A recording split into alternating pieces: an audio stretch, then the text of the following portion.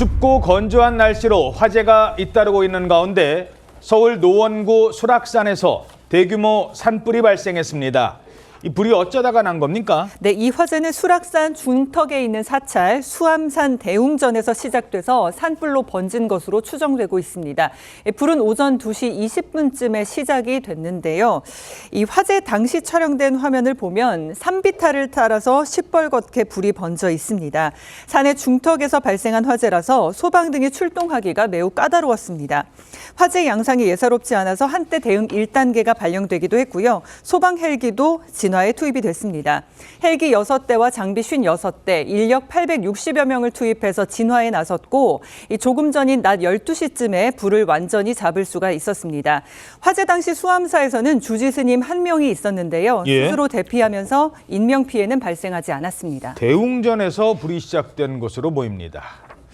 자, 그런가 하면 울산 태화강에서도 축구장 5개 크기의 면적을 태운 대형 화재가 발생했습니다.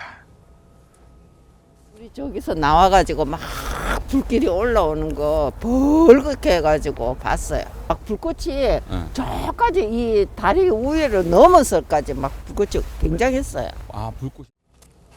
저 뒤로 억새가 보이던데 억새밭에서 불이 났다고요? 그렇습니다. 저곳이 울산의 명물로 꼽히는 곳입니다. 그 태화강 억새밭인데요. 보다시피 저 억새밭에 불이 나서 저렇게 새카맣게 다 타버렸습니다. 그 당시 불이 날 당시의 화면을 보시면은 정말 10번가 불빛이 저렇게 대규모로 지금 이렇게 타오르고 있습니다. 동시다발적이죠.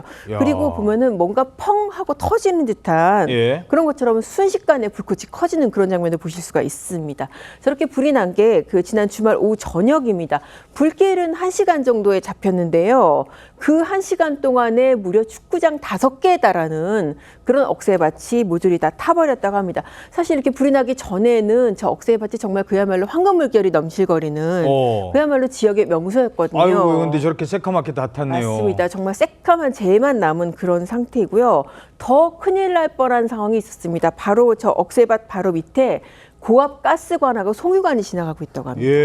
그러니까 만약에 불길이 여기서 번져서 가스관이나 송유관을 건드렸다면 그야말로 정말 상상할 수 없는 참사가 발생할 뻔했습니다. 아까 그 불난 장면 다시 한번 좀 볼까요? 자, 근데 자세히 보시면 좀 이상한 게 있습니다. 한 곳에서 불이 났다면 쭉 옮겨가야 되잖아요. 근데 여기서 또 저기서 이 억새밭 화재가 좀 이상한 점이 있었다고 합니다. 이게 수사 과정에서 드러났다고요? 그렇습니다. 화면에서 보는 것처럼 연기가 수직으로 올라가는 영상 보시고 계신데 불씨가 바람을 타고 번졌더라면 저런 모양으로 나오진 않을 것인데요. 특히 그 당시에 바람도 강하게 불지 않았다라고 합니다.